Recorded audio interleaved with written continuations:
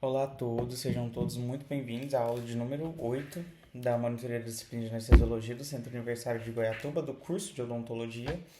Tá, eu sou o Gabriel, atualmente no sétimo período de odontologia e monitor da disciplina.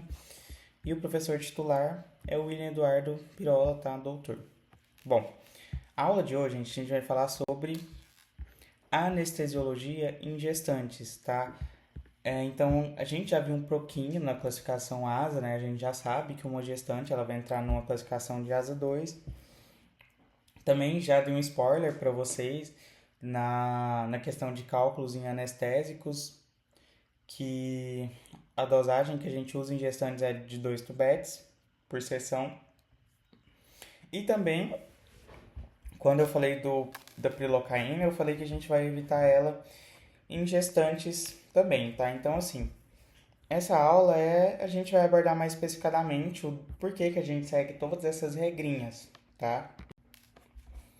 Então, introduzindo, né, do assunto, o acompanhamento odontológico para gestantes, gente, ele é fundamental para o desenvolvimento do bebê e prevenção e solução de problemas muitas vezes comuns à gravidez, tá? Isso porque a gente tem algumas questões muito comuns associadas à gravidez, tá? E muitas das patologias que a gente tem em pessoas normais, quando elas ocorrem grávidas, elas recebem uma classificação específica, né? Como o caso da gengivite gravídica, né? Que é a gengivite que acomete grávidas, o granuloma gravídico, que vai derivar do granuloma piogênico. Tem relatado perca de dentes, que está com asterisco, porque eu vou explicar para vocês essa questão. A gente tem aborto espontâneo, questões de fendas faciais, alterações de coloração dentária e tudo isso, gente, principalmente por questões hormonais importantes, tá? Então, abordando cada tópico especificadamente, a gengivite, gente, não é porque a grávida tá grávida, enfim.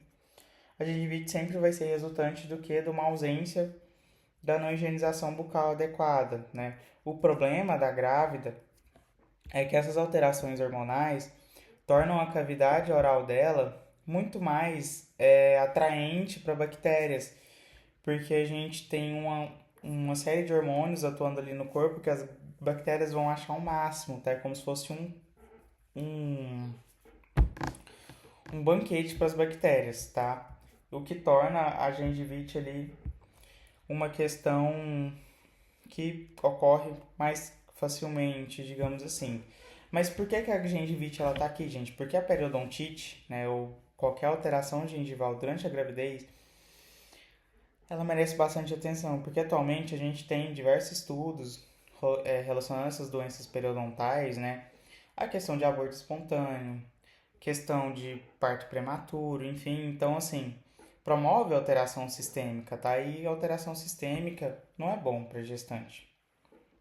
O granuloma gravídico, né, que vai derivar do granuloma piogênico. Essa perca de dentes, pessoal, antigamente, né, justamente por conta dessa ausência de higiene e o avanço da doença periodontal, né, então assim, uma periodontite extremamente severa, bem evoluída, resultava na perca de dentes, então assim, tinha-se essa teoria de que a gravidez também era causa de perca de dentes, mas, gente, ausência de higiene. Porque, pensa, uma grávida, ela não vai ter aquela disposição, tá? Ela tá ali com enjoo, tá com hipotensão postural, todas essas questões hormonais que influenciam no seu ritmo de vida, sabe? Então, assim, a última coisa que ela vai querer, né, é ter uma saúde oral adequada, tá? Então, assim, entra também todas aquelas questões de depressão relacionadas também. Então, assim, gente, são diversas camadas que a gente lida quando a gente fala de uma gestante, tá? As fendas faciais, que elas estarão relacionadas a alguns genes específicos, tá? Ou algum uso de medicamentos, drogas, enfim. Então, assim, também é questões da gravidez e alteração na coloração também, ao uso de algum fármaco durante a gestação, tá? E Tudo isso principalmente por conta de alterações hormonais que a gente tem no corpo, que vai tornar é, ele muito mais interessante quando a gente fala de bactérias, tá? Quando a gente fala de questões periodontais, tá bom? Quando a gente fala de gestante, a gente tem um assunto muito importante, que é a barreira fetal, tá? Essa barreira fetal, ela é promovida pela placenta, tá? Essa placenta, ela vai atuar como uma peneira seletiva. Então, lembra lá da membrana plasmática da célula? A peneira, a barreira, ela vai atuar da mesma forma. No entanto, muitos fármacos, principalmente os anestésicos, eles vão poder atravessar ela com bastante facilidade, porque quando a gente fala disso, a gente vai ter que lembrar daquelas características, tá? De concentração plasmática, lipossolubilidade lipídica. Então, assim, todas aquelas características vão estar relacionadas com essa possibilidade de passagem, tá? Então, ó, anti-inflamatórios, ansiolíticos, analgésicos e antibióticos, eles vão ter uma capacidade de também de passar por essa barreira, tá? Então a gente tem que ter bastante atenção no uso desses fármacos, tá? E quando a gente fala dos anestésicos locais, a gente lembra, né, principalmente do baixo peso molecular e a lipossolubilidade.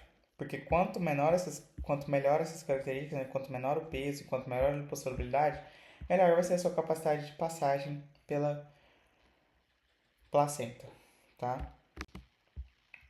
Então aqui é a imagem da placenta do baby, né?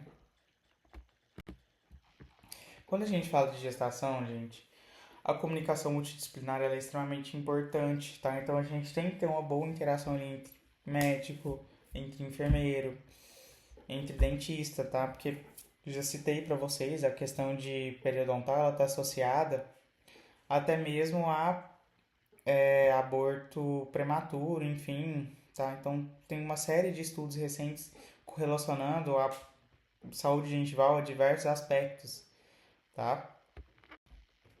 Então, ó, a maior interação e troca de informações com profissionais de saúde fornece um cuidado mais integral e assertivo ao paciente. Portanto, a comunicação com demais profissionais, principalmente o médico, é algo fundamental, podendo oferecer o melhor ao paciente, principalmente no contexto de condutas e prescrições.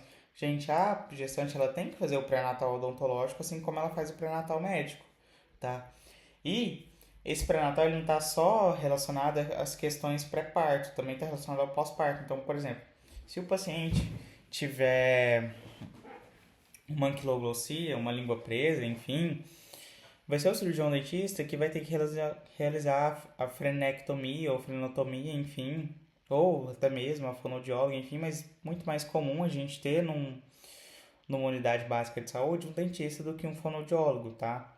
Que também pode fazer ali o teste da linguinha, enfim, mas, né, muito mais associado ao fonoaudiólogo, mas assim, muito mais comum a gente encontrar, né, como eu já disse, nessas unidades básicas de saúde, o dentista, que tem total aptidão para fazer esse procedimento cirúrgico, né, e também ali promover um pós-parto muito mais agradável à mãe, né, porque o bebê com a linguinha presa, ele não consegue fazer o processo de ingestão do leite ali adequado, promovendo dor para gestante, para a mãe, enfim. Então, assim, são todas essas questões que a gente tem que ter esse acompanhamento, tá? E muitas vezes a população não sabe que isso acontece dessa forma, tá? Então, assim, o cirurgião dentista ele tem um papel bastante importante ali em questões pré e pós-parto, tá?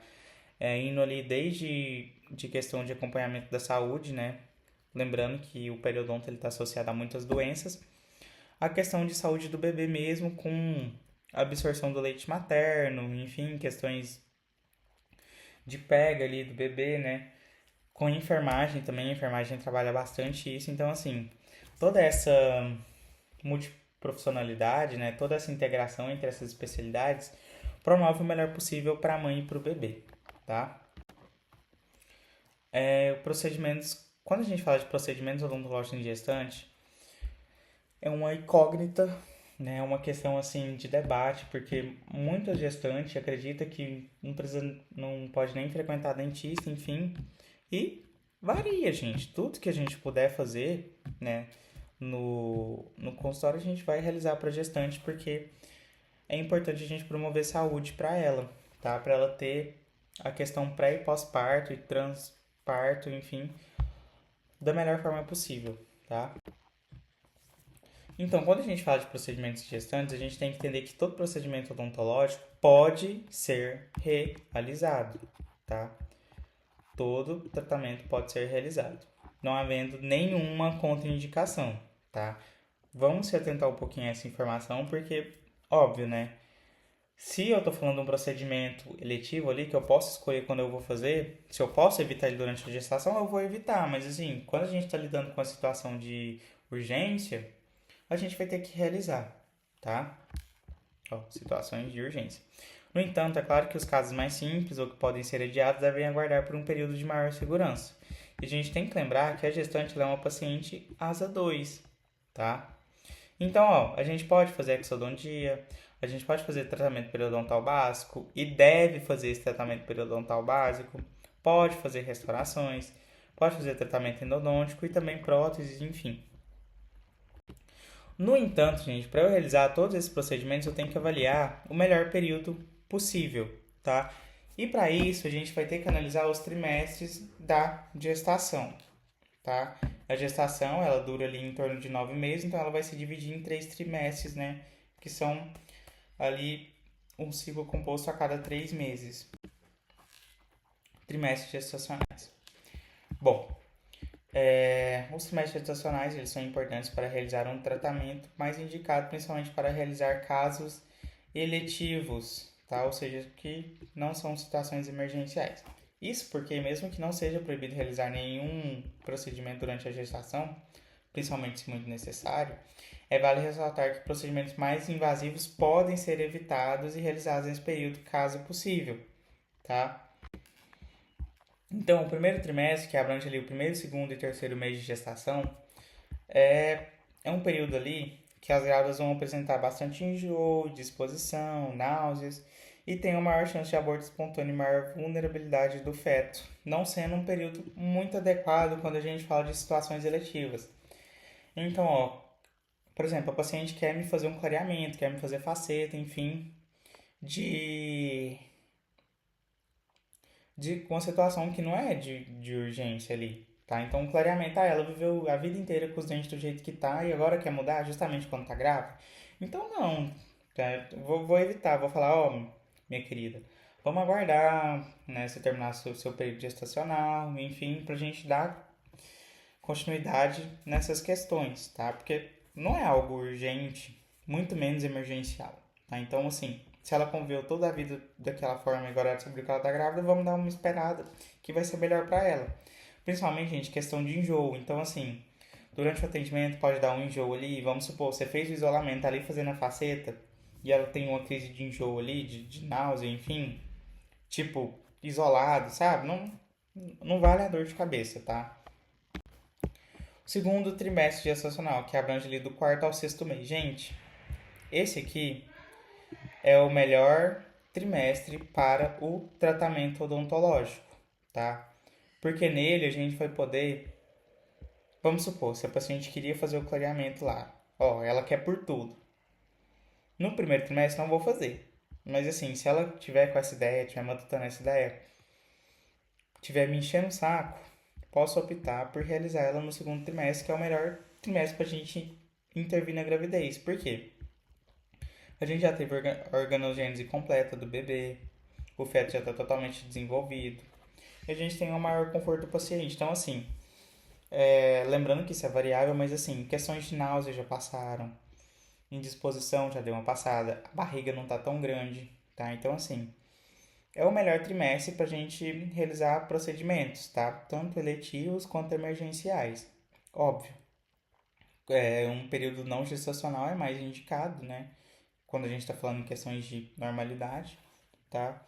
Mas assim, se não tem o que fazer, se ela quer por tudo fazer, então a gente vai pelo menos optar por realizar no segundo trimestre, que abrange ali do quarto ao sexto mês.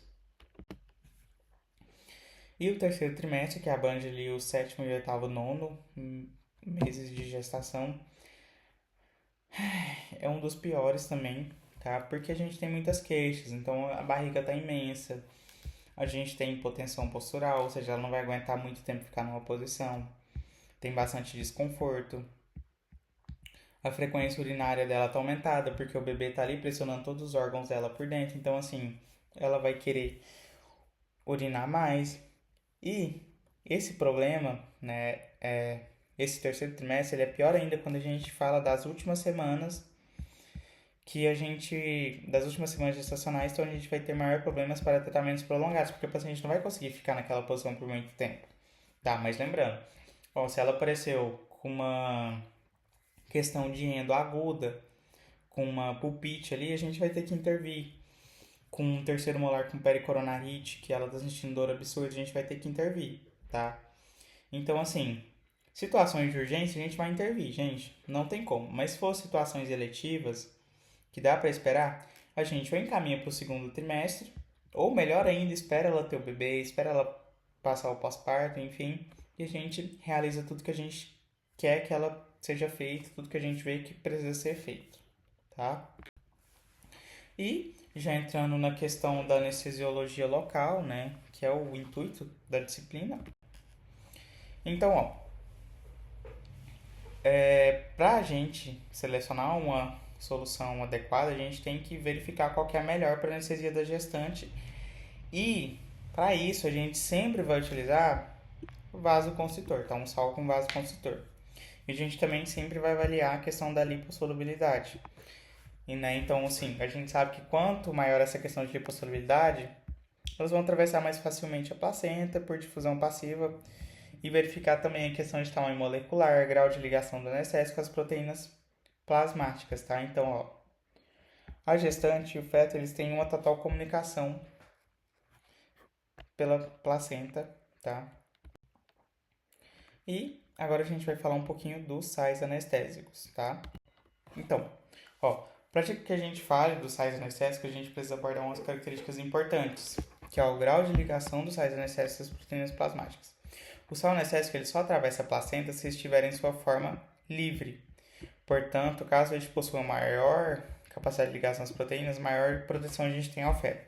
Então a gente sempre vai optar por por um sal de de maior ligação às proteínas plasmáticas. Só que a gente tem um probleminha, né? Que é o quê?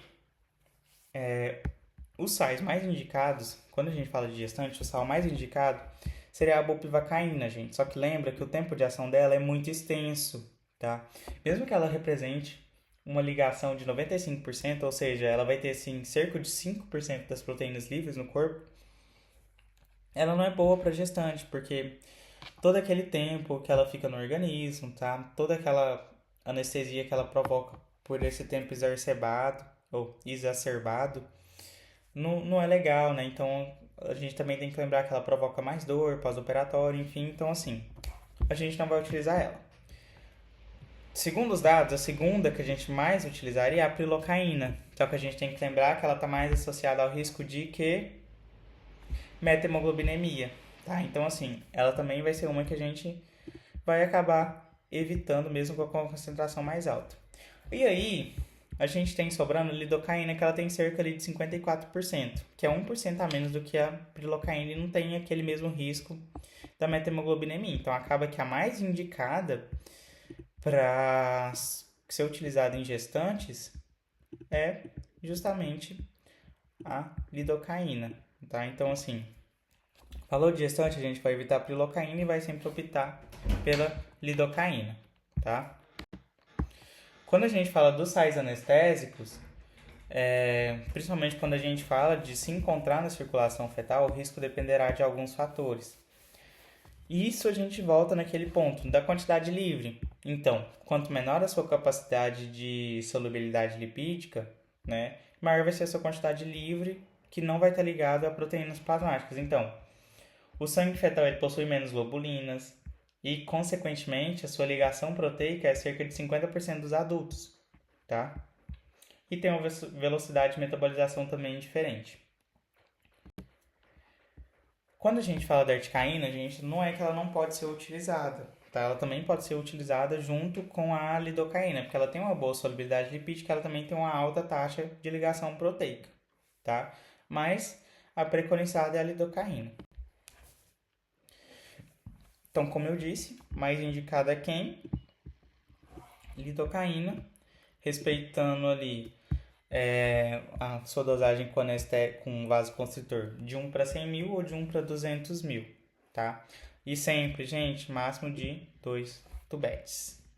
Se esse trem tá em vermelho, desse tamanho, é porque não é para vocês caírem na pegadinha. Gente, ó, nas provas a gente fica, principalmente depois que a gente aprende a questão de cálculo anestésico, a gente fica querendo usar ela para tudo, enfim. Mas, gente, se na questão tiver que a paciente é gestante, o máximo que você vai utilizar é 2 tubetes. Você não vai passar de 2 tubetes, tá? Você pode usar pode usar meio tubete, mas o máximo que você vai utilizar são 2 tubetes. Você nunca vai passar disso, tá?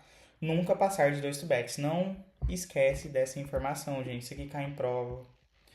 Matei minha grávida na minha prova, meti 7 tubetes nela, porque eu fiquei tão focado em fazer as contas que esqueci que ela estava grávida, tá? Então, assim, falou de gestante, 2 tubetes, gente. Não tem discussão, tá? Ó, e segundo o livro, acho que esse é o do Eduardo mesmo, a gente tem essas indicações, tá? Para quando a gente tem algumas comorbidades associadas a gestantes. Então, ó, se a paciente for gestante e diabética ou com hipertensão, esses não controlados, aí o jogo muda, gente. A gente vai ter que usar prilocaína com filiprecina. Então a gente vai ter que utilizar tudo que a gente não poderia utilizar numa situação normal, tá? E mepivacaína sem vasoconstritor. Gente, isso aqui é uma situação que pode acontecer, pode não acontecer, mas é o que a literatura manda a gente fazer e sempre utilizar o máximo de 2 tubetes, tá? A única ressalva que eu faço aqui é essa questão aqui da hipertensão, tá? Porque sem vasoconstritor, gente, não dá. Ainda mais se for uma questão cirúrgica, sabe? A gente tem que ter uma hemostasia ali.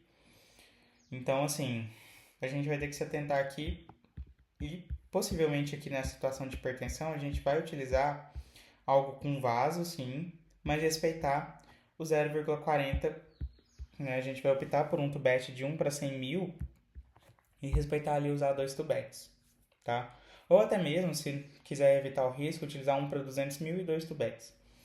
Mas vai utilizar sim o vasoconstritor, tá? Mas conforme a literatura, gente, é sem vaso, enfim. E principalmente no diabetes, aqui a gente tem que respeitar mesmo, a gente vai utilizar a prilocaína, então a gente vai assumir o risco da methemoglobinêmia. E também a feriprecina, que ela vai derivar ali da ocitocina, tá? Então, que pode induzir o contração uterina, tá? A quantidade que a gente vai utilizar, gente, é muito pouco. Então, assim, a chance disso acontecer também é bem baixa. Então, ó, gestante saudável. Lidocaína, 2 tubetes. Gestante com diabetes não controlado. Prilocaína com filiprecina, 2 tubetes. Gestante com hipertensão não controlada. Mepivacaína sem vaso. Tá abrindo um parêntese ali que a gente sempre vai optar pelo uso com vaso, tá? Principalmente por questões cirúrgicas. Então a gente vai respeitar a questão que a gente utiliza para hipertensos, tá? Mas é isso, gente. Sempre lembrar da questão de 2 tubetes, tá? E a prilocaína, né, que a gente falou que a gente vai evitar ela, com exceção de gestante que for diabética. Então, ó, não utilizar em gestante só se for diabética descompensada, máximo de 2 tubetes. E por que que a gente não vai utilizar? Lembra que eu já falei para vocês, né, de todo esse processo que ocorre da methemoglobinêmia, tá? Então, ela apresenta uma chance aumentada de causa methemoglobinêmia que pode atingir a gestante ou o feto. Principalmente o feto, gente, porque, né, lembra que ele é até 2 vezes menor do que o adulto, então, assim, a quantidade do risco é maior, tá? Então, aqui, ó, todo aquele esqueminha, né, de hemácia mais hemoglobina, questão da oxidação, vai transformar em metahemoglobina. Só que aí a gente tem, né, por conta desse sal anestésico, o tolueno, que vai produzir o aumento da ortotoluidina, que vai bloquear a meta-hemoglobina redutase, fazendo com que se acumule meta-hemoglobina no corpo e ela não seja degradada da forma que ela deveria ser, acumulando, promovendo ali a metamoglobinemia, tá? Produzindo ali cianose, enfim, tá? Então, toda essa questão que a gente já debateu na aula sobre os sais e falou sobre metamoglobinemia. Então, aqui mais uma vez, ó, resumindo esse processo, a molécula da prilocaína é o tolueno, que quando metabolizado no fígado transforma-se em ortotoluidina, que oxida o ferro 2+, em ferro 3+. Esse ferro 3+, ele não libera oxigênio. E a gente vai bloquear as vias da meta-hemoglobina redutase, tá? E quando a gente respeita a dose máxima de 6,mg ou 400 mg total, dificilmente a gente vai ter esse processo, tá? E esse processo ele vai estar muito mais associado a uma punção venosa acidental, que vai promover uma superdosagem relativa. Então, quando eu atinjo, né, um vaso e despejo tudo isso na corrente sanguínea, que vai promover contato ali com todo o corpo. E também, caso possua anemia, a gente tem um risco maior de metamoglobinemia também, tá? E outro dado importante da prilocaína está no vasoconstritor, porque a gente sempre vai achar ela, a prilocaína sempre vai ser o vasoconstritor que a gente utiliza é a feliprecina, tá? A feliprecina ela não é comparada à epinefrina, é derivada de outro hormônio, ela deriva da ocitocina, e a ocitocina ali é o hormônio do amor, né, gente? Então ela está relacionada à contração uterina durante o parto e também de outros músculos lisos, tá? Que músculo liso é aquele que a gente não tem controle, são questões autônomas, tá? E para discutir o resumão, né? Isso aqui tem tudo que vocês precisam tirar dessa aula, gente. Então, ó, gestante, nunca vou usar mais do que 2 tubetes. O anestésico padrão ouro para gestante, lidocaína. Vou evitar a prilocaína, tá? Por conta da metamoglobinemia, tá? Sempre lembrar desse fato. Falou de prilocaína, a gente tem que lembrar da metamoglobinemia, porque ela é mais fácil de causar isso. Por conta do tolueno, tá? Que é o, o... Ai... Gente... Enfim, é o que vai sobrar ali da metabolização, sobra o tolueno, que não é legal, vai entrar ali na questão da ortotoluidina, enfim. Sempre que possível, a gente vai programar para o segundo semestre, ou então para depois que ela der à luz, enfim, a menos que seja um caso de urgência ou emergência, tá? Diabetes descompensada, eu vou usar prilocaína com feliprecina, tá? Então, falou de diabetes, que a gente muda a regra, tá? Então, a gente vai sim pensar na prilocaína e esquecer a questão da metamoglobinemia e a questão da feliprecina, induzir parto, enfim, mas sempre respeitando 2 tubetes. Sempre. Sempre, sempre, sempre. Tá? Bom, gente, chegamos ao fim de mais essa aula. Agora faltam só mais 2 para a gente finalizar o conteúdo do primeiro semestre. Espero que estejam todos gostando. Tá? Mais uma vez, se quiser tirar dúvidas, enfim, pode mandar mensagem para mim, né, no privado, no grupo, enfim, ou aqui nos comentários, tá? Então, muito obrigado, gente.